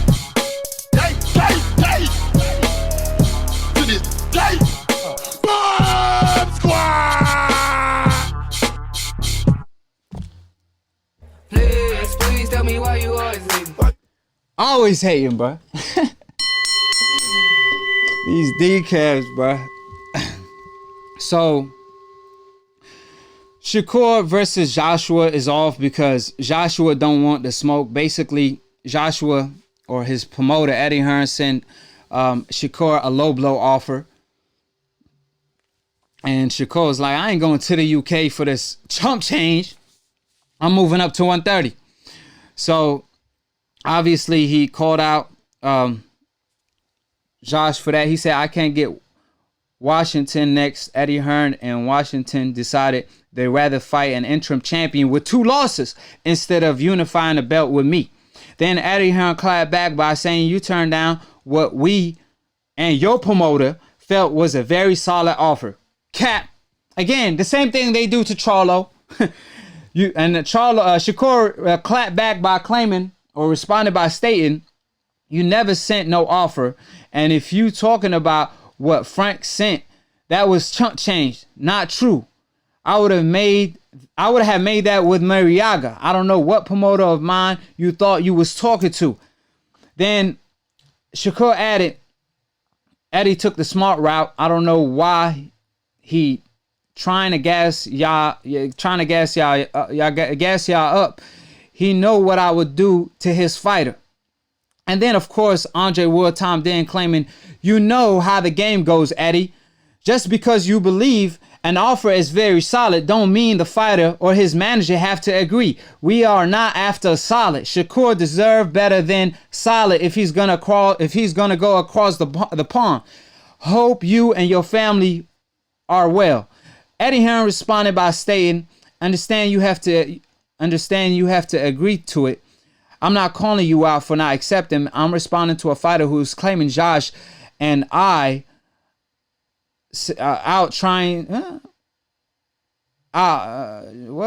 out Josh and I out saying we didn't want the fight when we were the ones making offers and ones that wanted to fight, basically, blah, blah, blah, blah, blah. Eddie Hearn basically just capping. I don't even know what he's talking about. Full of errors. And I'm talking about him capping because you sent him a low blow offer. Andre Ward checked you, just like you keep telling Charlo, why you don't take the offer? Why you don't take the offer for Boo Boo? And he tells you call Al, and then you act like you don't got Al number. Talking about, oh, I thought you were your own boss. Bruh, I am my own boss, but I got my manager. So my manager is gonna do his job and get me the best purse. But you don't want to talk to him because he a better manager than you. He doing a better job than you. Is that what it is? So call Al. Just like this right here, claiming he offered Shakur a good offer. Like, bro, no, you didn't. Because Shakur would have whipped that tail. You know what I mean? This is my problem with these fighters. European fighters that Paulie Malignaggi like to claim that they dominate the sport. From Frampton to Quigg, they stayed across the pond, never came through to fight Rigondeaux. They said Rigondeaux the best, but oh, he boring. I don't want to fight him. Like, bro, quit capping. He the best pound for pound number 3. And he's in your division, got 2 straps, offering you to fight, and you say you don't want to fight him? So they stay across pond, hold these straps hostage, and now they want to come to the United States, claim they champions. But when Shakur wants to fight, it absolutely not. Just like they did Rigondeaux. Shakur the most feared at 126. Him and Gary Russell, obviously, just like Rigondeaux was back in the day. Rigondeaux was like Mike Tyson at one point. You know what I mean? So all I'm saying is this. Of course, Rigondeaux's signature right there, just to let y'all know, real recognize real. But Kalasgi, he stayed across the pond where Roy Jones was in his prime. That's another European fighter that Paulie Malignaggi was talking about, right? Kalasgi didn't come to the United States till Roy was old as hell, getting knocked out almost every other day. No disrespect to Roy, but that was one of my favorite fighters. He would have never dared and never had the cojones to hop in the ring against Roy in his prime. So he fought Roy when he was already washed and got dropped in the first round too. Then Hopkins. He fought Hopkins when like Hopkins was old enough to be my father, and Hopkins arguably beat him and dropped him. Come on, it's embarrassing, like I said. And Josh is doing the same thing that Kalasgi and all these European fighters is doing. But Paulie Malignaggi want to talk about they had their time. No, they didn't. It's constantly these fighters from the I can't even pronounce the word no more. I didn't forgot.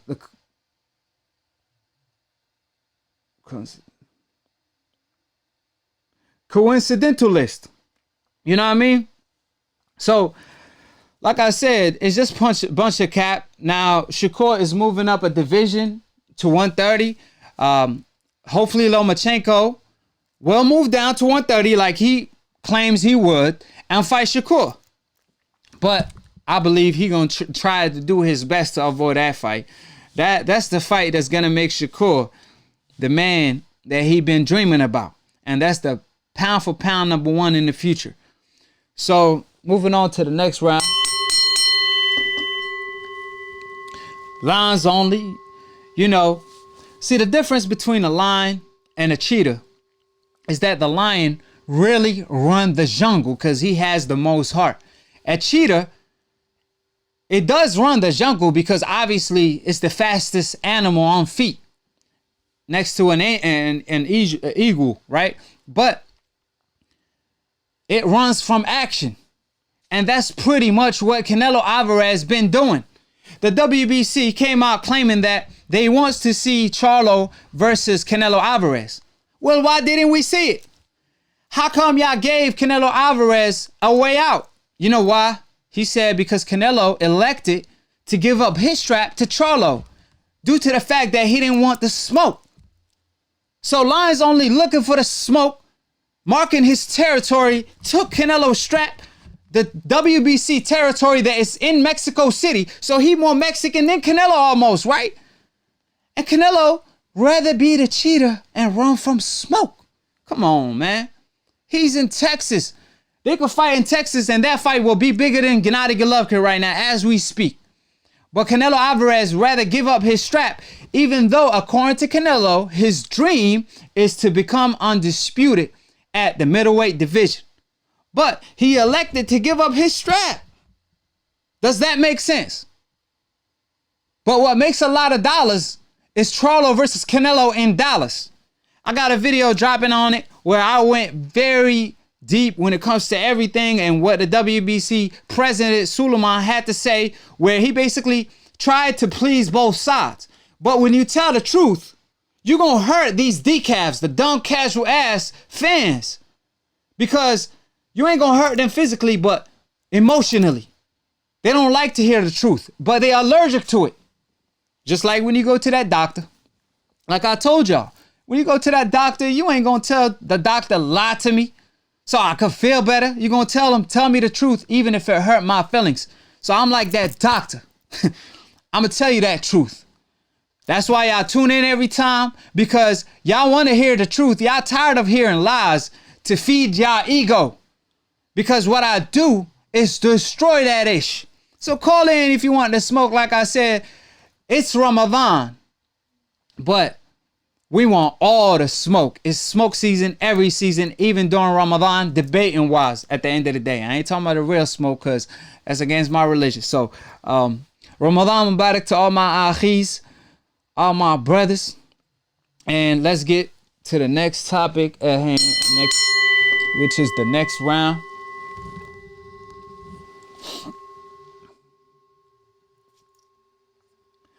Charlo versus Boo Boo. Eddie, y'all saw the video I posted. He was telling Charlo, listen, what happened to the Boo Boo fight? Charlo was like, call out.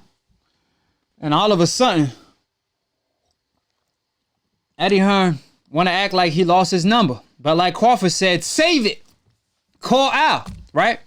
Now, Eddie, he told Charlo, I thought you were your own boss, lines only. But what this got to do with calling Al? Al is his manager. He pays Al for a reason. Al, the smartest man in boxing. He fights for PBC, which is Charlo. That's Al Heyman Company. So when he tells you to call Al, because Al got all these offers for him, he got him fighting backs for $7 million, according to Charlo, or around that money. But you're going to offer him the same amount to leave his network and go all the way to a different network for a unification bout. But you offer a fighter that's coming off a loss, Mikey Garcia, the same amount, fighting a guy like Jesse Vargas, non-title fight, right? So Charlo was like, call Al, because I know Al got my best interest and he gonna give me the best deal possible fighting Boo Boo Andrade. But peep this, Eddie Hearn never want to call Al. He stay want to call in Charlo. Like I said, I'm the man that fights. So why are you talking to me? Talk to my manager that makes the fights happen and make them possible. Yes, I'm my own boss, but talk to my man that could negotiate the money, because that's not my field. He the man with a brain. I'm the man with the attribute. Talking about hand-wise, throwing hands and stuff. Lines only, right? We in the line zone, the hood zone, the boxing zone, the brother zone. So, welcome to the Brotherhood of Boxing. Akhi stand for my brother. All we saying is we want to see the fight. So, Eddie Hearn, call Al Heyman. Quit using all these deflections just like you do with Shakur. Oh, we offered you some type of money. Like, bruh, offer him the right amount of money. That's what we talking about. Y'all offered Gennady Golovkin $100 million for 6 fights, and 2 of them so far.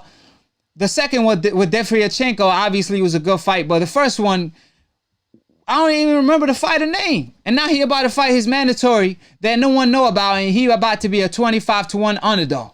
But you can't get Andre to fight with Gennady Golovkin? Come on now. Like I said, if he has his best interest, Eddie Hearn will be knocking on Gennady Golovkin door and Canelo Alvarez. Because, peep this, the zone is a house, right? So why is Eddie Hearn going all the way to a different house in a different state, in a different country almost, knocking on the door on the lion's den, looking for the smoke, or at least pretending, right?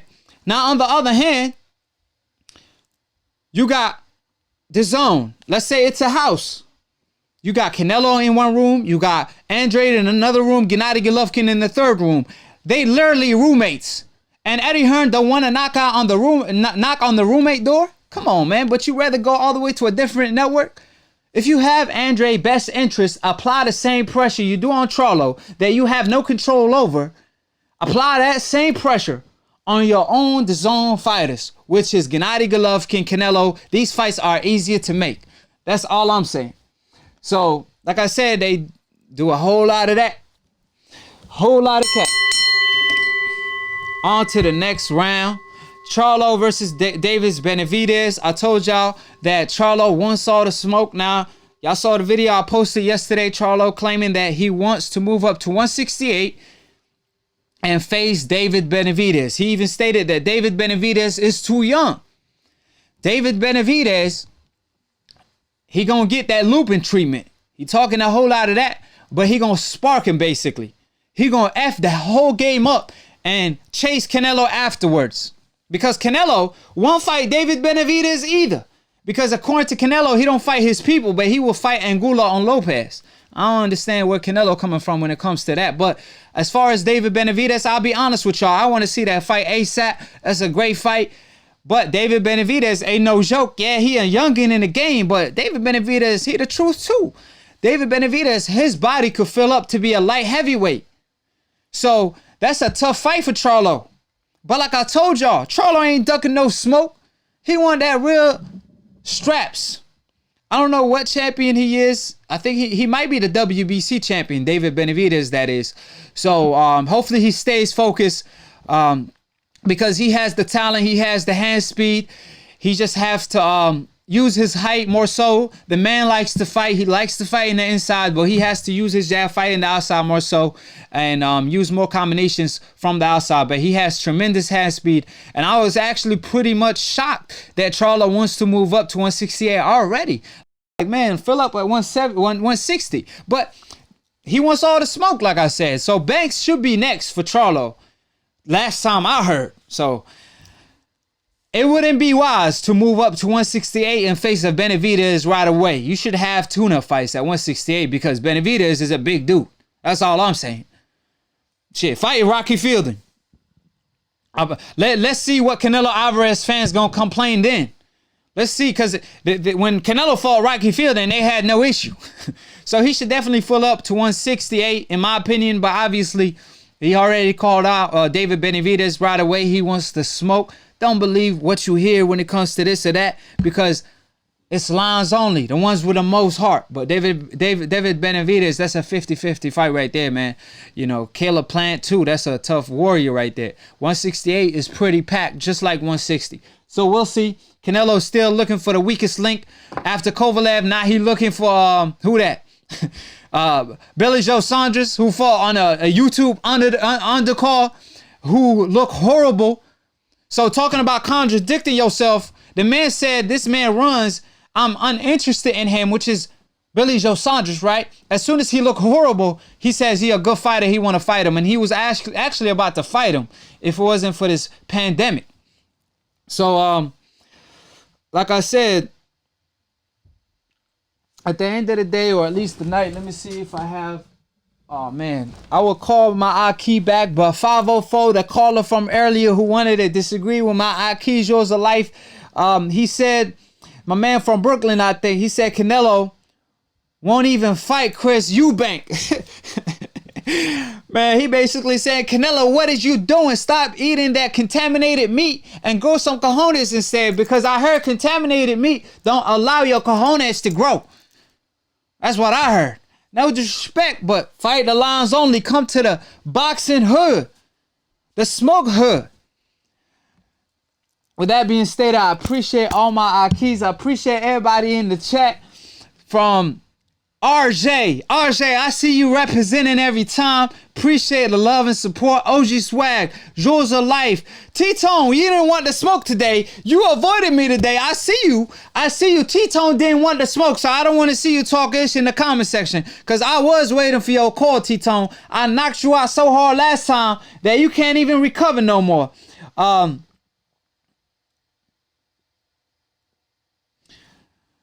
And again, everybody in the chat, B. Moses, and everybody. So, all these guys in the comment section, it don't matter if you're a decaf or not. I appreciate everybody for tuning in. So, with that being stated, let me take y'all out real quick.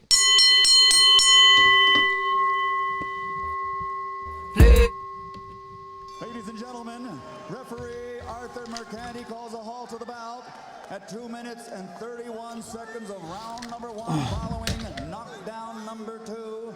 The winner, now a 4-time world champion, heavyweight champion of the world. First of all, I take this time out to thank God for giving me the opportunity to keep my head. I just want to thank God, Allah, for giving me the victory. You know what I'm saying, on these decals that I didn't even try for. Pound for pound, number 1, the past, present, and future. Talk to me nice, don't talk to me twice. You know, I'm speaking the truth. It ain't called snitching. It's called speaking the truth.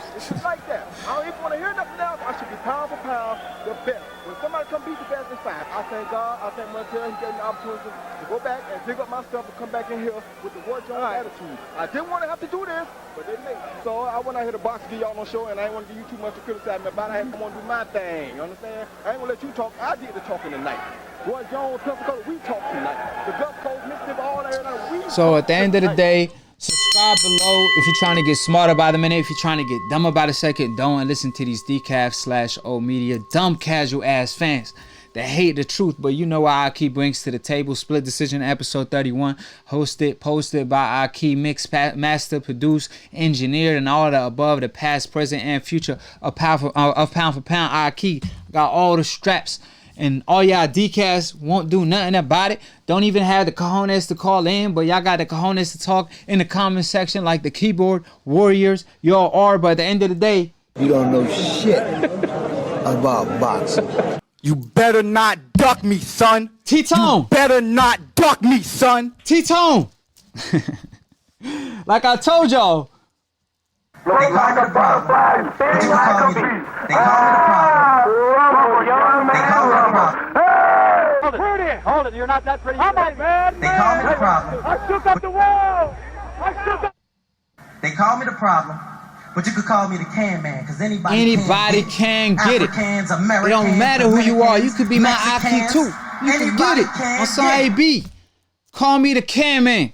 So, like I said time and time again, if you learn how to accept the truth, it will set you free. And when it comes to debating, if someone brings the truth to the table, the other side is nothing but a lie. So I'm down to hear y'all, thoughts. But if it's your opinion, it's literally just that. Akhi brings facts to the table. That's why I'm the undisputed, pound for pound, number 1 when it comes to debating.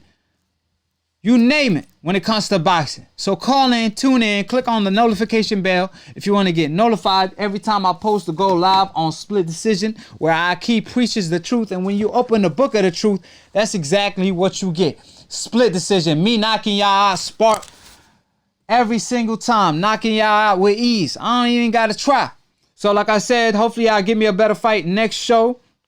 And if you're a casual fan, respect to you. Welcome to the club. Welcome to Akhi TV. If you're a casual fan and you want to be a hardcore, subscribe below as well. And hopefully one day y'all will graduate from the Akhi University and become hardcore boxing fans. It's free $99 to attend, no tuition. Just subscribe and click on the notification bell. And I'll leave y'all with this. Much love and support to all my Akhis. I bear witness, there's only one God, Allah, and Muhammad is his final messenger. That's what I said, Larry. All my on the Bungle fight. Thanking you. I was going to rip his heart out. I'm the best ever. I'm the most brutal and vicious and most ruthless champion there's ever been. There's no one can stop me. Lynx is a conqueror. No, I'm Alex.